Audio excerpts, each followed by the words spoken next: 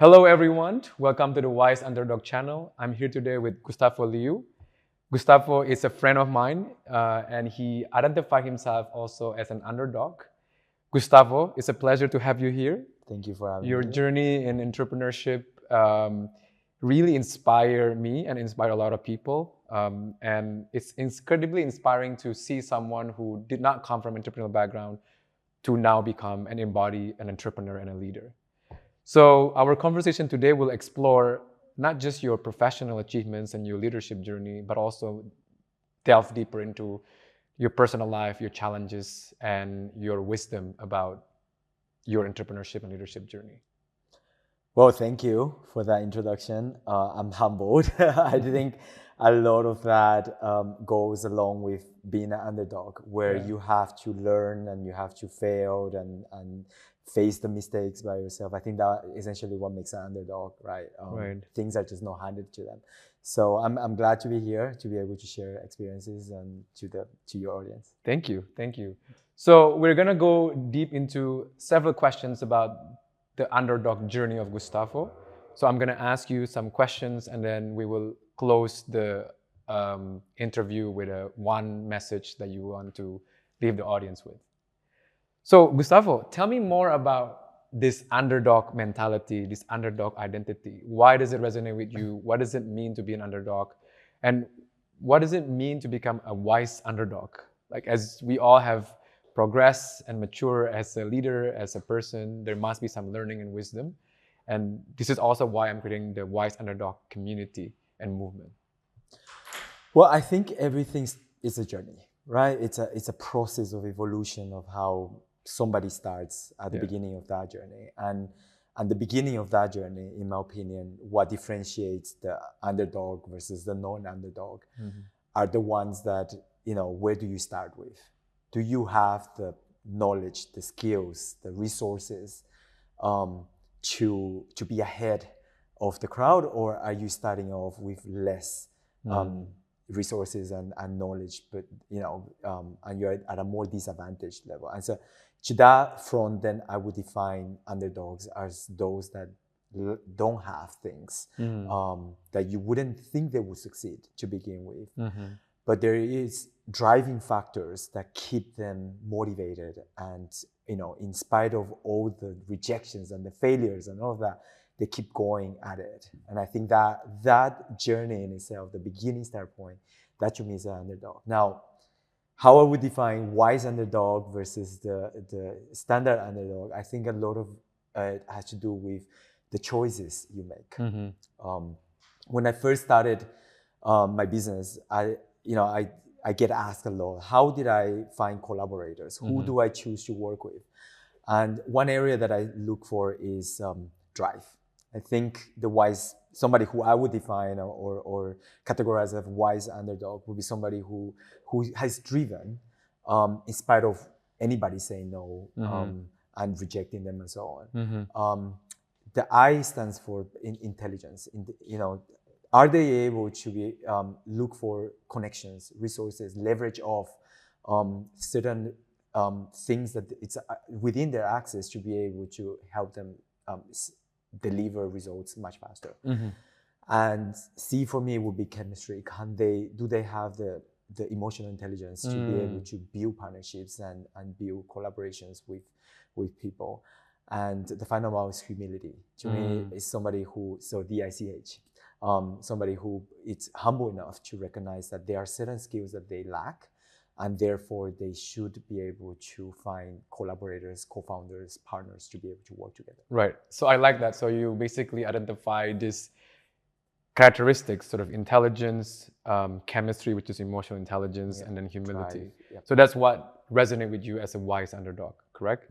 And I'm curious, in your journey of becoming the wise underdog or becoming an entrepreneur, right? You identify this pain point of being an underdog is being rejected, underestimated, marginalized, or not taken too seriously, right? Or not really considered for an opportunity that you actually deserve, right? How do you overcome all of this potentially painful feelings? It could be not painful for some people, right? Some people have a higher tolerance of pain, but maybe for some people who are very sensitive or even for you personally, I would love to hear your life experience in overcoming all these pain points. So simply put, I would say you can do it alone and face those mistakes and learn everything by yourself, which is extremely draggy and slow process. Or you could look and learn and collaborate with people. And to me, the fastest way to and the smarter way to overcome those challenges and failures and all of that. And of course, we all need a support network, right? This is not even touching on the emotional journey that we have to go through, rejections and challenges and all of that. So being able to balance these two, especially knowing, what sort of people you can work with and learn from, who you can collaborate with, to me, that is extremely important. And that usually defines how fast you're going to be able to overcome your own personal mindset. But and limitations, perhaps. Yeah, your mindset limitations, but also in terms of your gap of your skills and resources and so on. Okay. So speaking of that, right, it's a mindset. It's also maybe belief, if I may sort of offer there. So how do you stay authentic? I mean, with the Wise Underdogs, also about authenticity, to be truly who you are without sacrificing or giving up what truly matters to you, that is of integrity to you, right? And despite all these challenges, right, how do you stay authentic as a leader and as an underdog and still keep thriving and being persistent? So, I mean, my specialization is in entrepreneurship development, and we work together with aspiring founders. And I know on the subject of authenticity, it's so easy to get distracted and so easy to just want to take the shortcut. Of course, being authentic, it also means being true to yourself. The element of integrity, do you take the shortcut and just throw a white lie, or do you make up something that you don't have? Do you exaggerate? I remember when I first started my journey, and there was somebody I was seeking for advice, and this is somebody that I really look up to. And I said, this is so hard, right? For the first 8 months, I was struggling and wasn't getting anywhere. And his advice to me was, fake it till you make it. Yeah, that's very common that we hear all the time. Common. Fake it till you make it. Does that work for you? No, and I don't believe in it. Right. And that is the part where I think the fine line between authenticity and, yes, it may make it easier to create some conversations. And I think that there are certain strategies that we use in order to attract attention, to attract certain things. But the long-term collaboration and to be able to have your partners work with you, your staff to be able to believe in you, your investors to want to put money in you, I think you can't fake it. I think that at some point you have to decide, where does the authentic part, the integrity part lies, and at what point it's the hard route. Like, what are the choices that you want to make to stay true to yourself? Can you sleep at night? And also to be able to answer to certain actions, decisions that you make to the people that are working with you. Right. So fake it till you make it is a very common business advice I also hear all the time. I mean, I grew up hearing it. So I also strive to be somebody else that I was not, right? Yeah. But I think now that you just mentioned it, you don't believe in it, right? At what point that become a turning point? And maybe another follow-up to that, like, who supported you or what supported you to remain true in that authenticity path? Like, what makes you so confident and just committed to this, I'm not gonna fake it until you make it anymore? Well, it goes back to your value, your personal value. Any decision that you make, anything that you say, is that something that you can sleep with? I think obviously everybody's raised from a different background, different manners. We have different values that uphold ourselves. I happen to come from, my parents have always sort of ingrained in me that integrity is the utmost, like, trust, right? I happen to have worked in banks. Before becoming a founder, I was working in the corporate world for 11 years, managing very wealthy people's money. And if you didn't have that integrity, that authenticity, it's really difficult for the development of long-term relationships between your customers. You have to imagine that as a founder, last time as a banker, you are asking somebody, an investor, to put in money with you. And this is their hard-earned money. And so at some point, over that relationship that is happening, you're gonna crack. If your integrity and your authenticity isn't there, you're gonna start showing signs. I mean, it's very easy to pretend, to fake it at the beginning, but there are, in any relationship that involves money, involves the development of getting to know each other, that it's extremely difficult to fake. And at some point, you have to decide, is this working for you? When I work with founders and we run programs for institutions for some of the younger, upcoming aspiring founders, the number one thing that is tied together with mindset is, to me, integrity. As a founder integrity. Founder integrity. Okay. If you don't have that, you don't have backbone. So if we could sort of segue a little bit into your personal life, right? And then maybe also tie it into what you observe in the founders community. What do you think are the most common or typical sort of symptoms that are related to inauthenticity that founders usually employ to make it, right?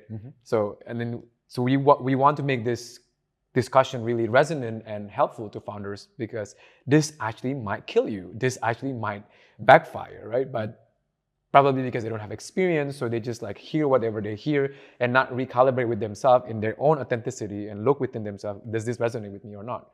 But because all of us are used to just being conditioned and then like listen to what people told us what to do and then we follow through, but it didn't work, right?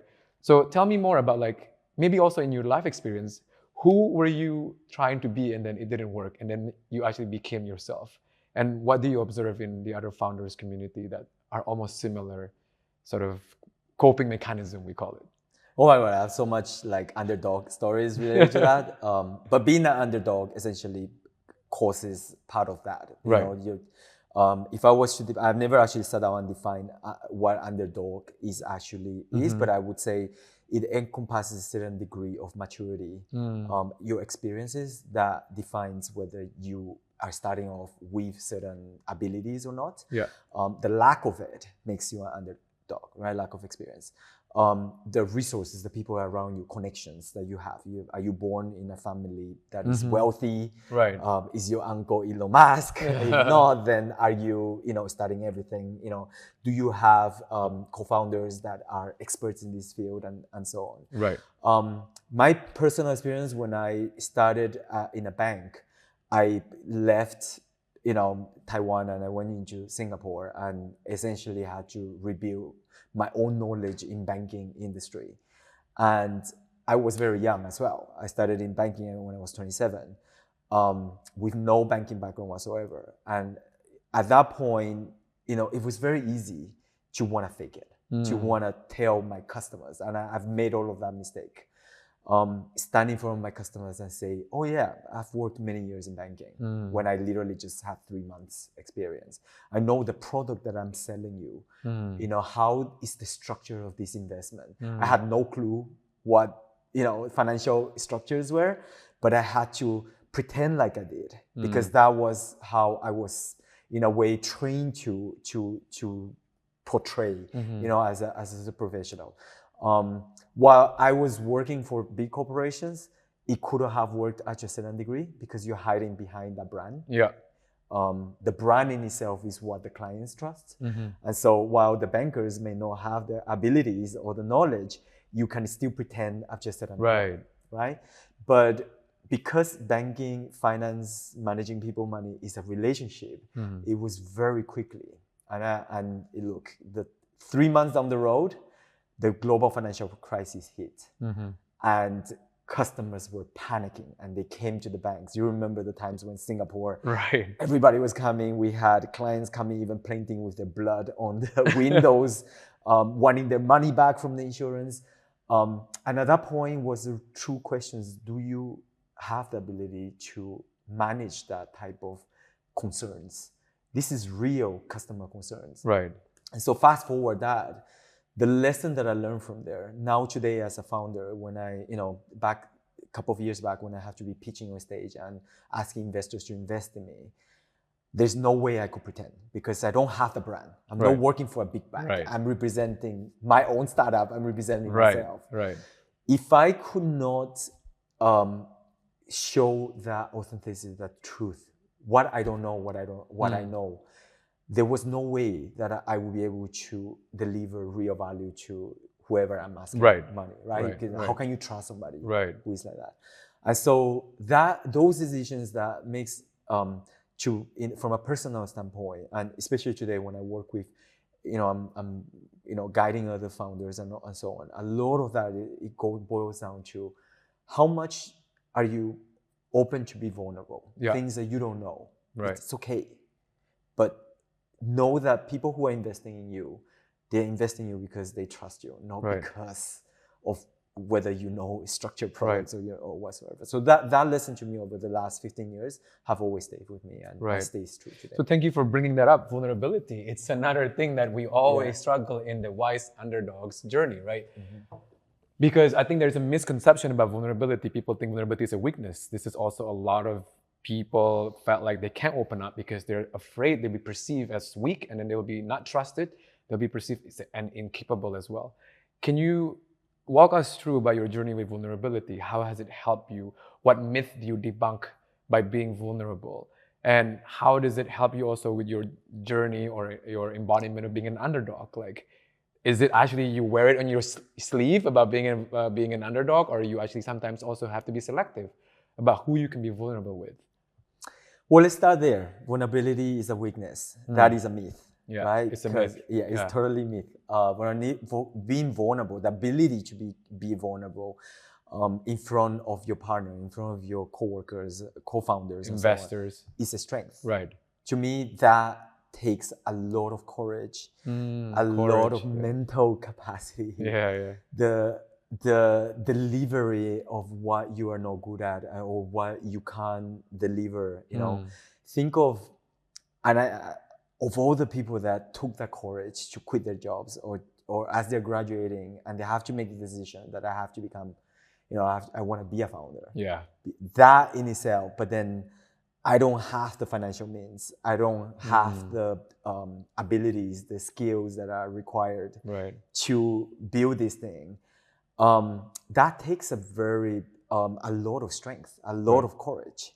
And that to me is something that differentiates, who is able to be authentic and versus somebody who is just gonna be pretending. I mean, I could be selling snake oil all the time, pretend to be somebody else who I'm not. But how can I trust that person with, are you expecting the investor to trust you with their money? And I think those are the questions that somebody, you have to ask yourself. I think that to me is one of the key lessons. Right. Okay. Thank you. So I've read actually, and this is probably a good information to also discuss and then to share here, is that you can't grow without vulnerability. If you see nature, plants, when they grow stronger and taller, they're actually more vulnerable to attack, to more winds, to more insects, to whatever that will attack them, but they will keep growing. Actually, that's the nature of growth. And I think all of us want growth. We want more money, more success, more peace, but we're afraid to be vulnerable. So it's not going to happen if we're not going to be vulnerable, right? So I think that's really interesting insight that you mentioned, that it's also inviting trust, because when you are vulnerable, people then can relate to you and then actually can trust you even more, because you're not someone who are going to con you or fraud you, right? It's actually a very humane thing, and it's actually helpful in your journey as a founder entrepreneur. And I like what you just said, because oftentimes I get people ask me, or when I'm running a course, and the number one question is, well, I can't get this customer, or whatever I'm charging, I'm going into this negotiation and these meetings, and my customers don't say, and it's very easy to sort of focus. You're not doing enough marketing. You're not pricing your product right. Oftentimes, especially in my space where we are dealing with B2B, it boils down to just one thing: trust. Trust, yeah. And if that others on the other side of that table, that person doesn't trust you, no matter what, no matter how cheap you are pricing your product, no matter how attractive or how innovative technology is, you're not going to close that deal. I've seen many founders close worse deals with higher prices, with worse off products. But if the relationship is there, and they know that you're gonna do everything in your capacity to deliver, at their interest. then you can establish that mutual connectivity and that trust. Got it. Yeah, that's very interesting and very important to emphasize that trust and relationship are in the end the key to any good success, right? Yeah. Everything else comes from there. So I'm curious now, in your own inner journey and transformation to where you are today. I mean, in the Wise Underdog, we believe that you have to transmute all these difficult emotions that were attached to being an underdog, like that being different always come with a price, right? Maybe there is an anger, resentment, rage, or needing to prove yourself, right? Because it's just so heavy in ourselves to be different, and we have to prove ourselves to fit in. But the opposite of that, of fitting in, is belonging. You want to belong and you want to be authentic, as you said, mm-hmm. right? Can you walk us through what was maybe one single emotions that were really hard for you to deal with, and then you were able to overcome it? And how did it happen? Who helped you? What happened then? Like, can you sort of tell a little bit story about that journey? Well, broadly on that first part of the question was, one part that I observe a lot happening is when people start to switch, is when they have to be forced in an uncomfortable situation. Right. Right. And that uncomfortable position in which they are in, firstly, I don't think anybody thinks of themselves as underdog. That is not something that is always on the back of my mind, of anybody's mind. But when you are in that situation, that is where you feel vulnerable and you feel you are, you lack the ability to perform. So one example would be when I work with scientists, and scientists are some of the smartest people in the world. They do research, they discover new innovation, and everything happens in the lab. When they get out of the lab and they are thinking about becoming an entrepreneur, and they lack the ability to know how to navigate through the rejections, because they don't get rejected. They work a lot with grants, and everybody respects them because they're professors and they have PhDs. But when they make the choice to become founders, it's a whole different ball game. And when they're in that position, they're extremely vulnerable to, especially when now they're talking to investors, they're talking to customers, and the feedback they're getting is, that's no good.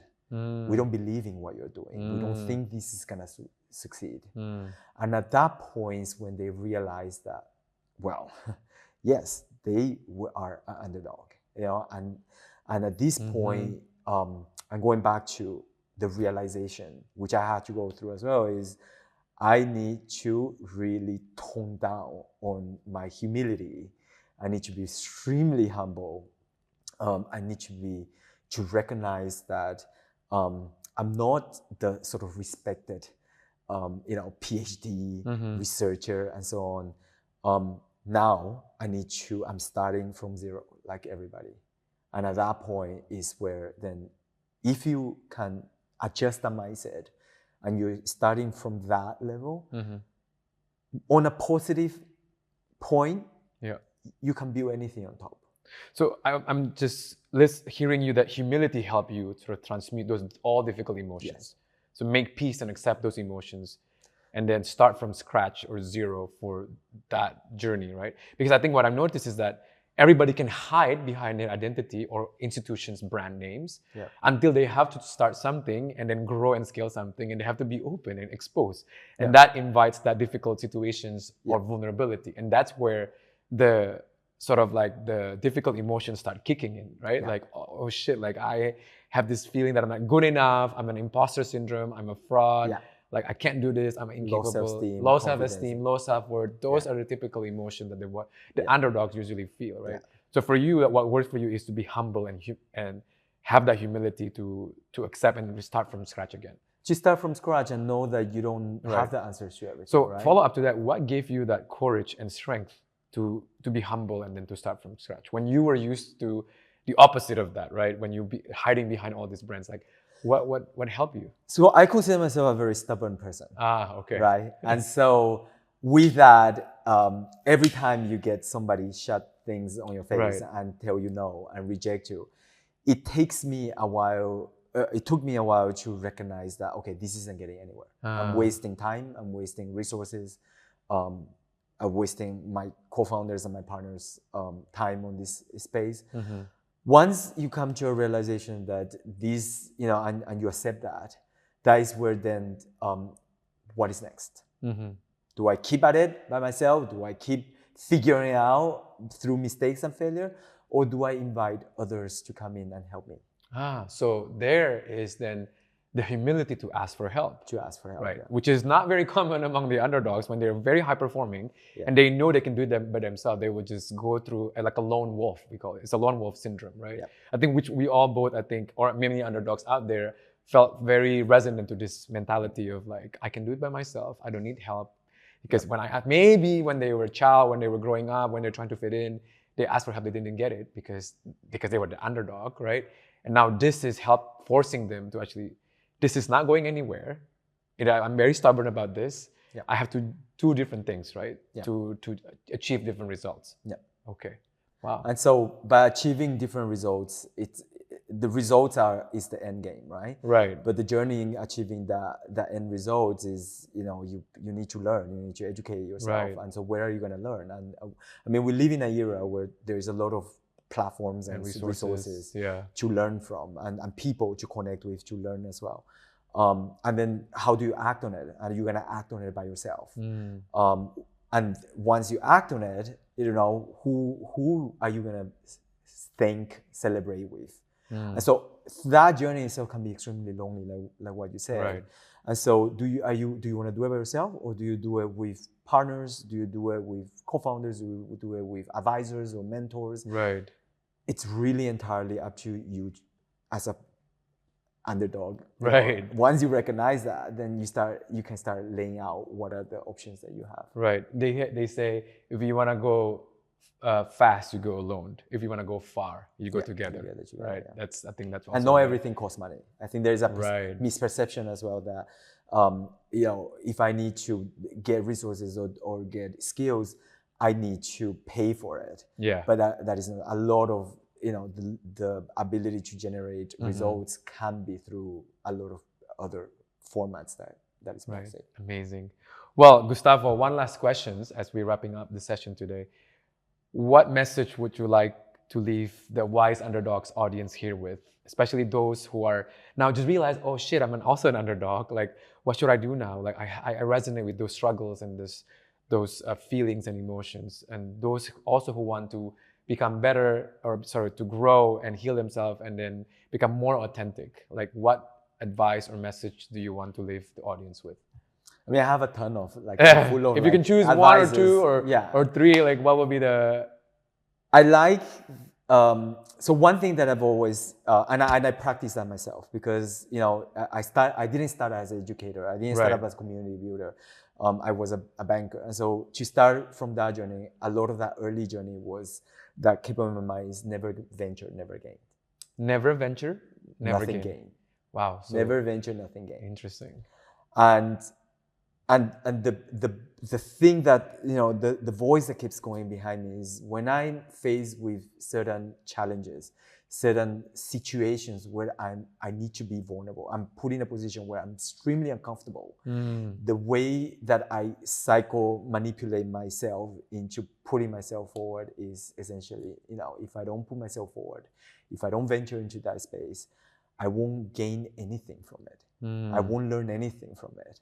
And so the underlying message for this particular advice would be just keep showing up. Just do it. Keep showing up. All right. Take risks. Keep showing up. Be uncomfortable. Yeah. Be comfortable with that. Be comfortable with the uncomfortable. Okay. Wow. Sounds very motivating, but also quite heavy, right? But I think that's the work. I mean, I think I also resonate with that. Like, without facing all my discomfort, I think I would not be where I am today, or you are where you are today, right? Yeah. I think a lot of people avoid the hard work just to stay complacent and being stuck where they are. And I think the message here is to take risk and be comfortable with the uncomfortable. Yeah. Cool. Thank you so much, Gustavo. All right. Thank you everyone for your attention, your engagements. Stay tuned for the next episode with the Wise Underdog Conversations.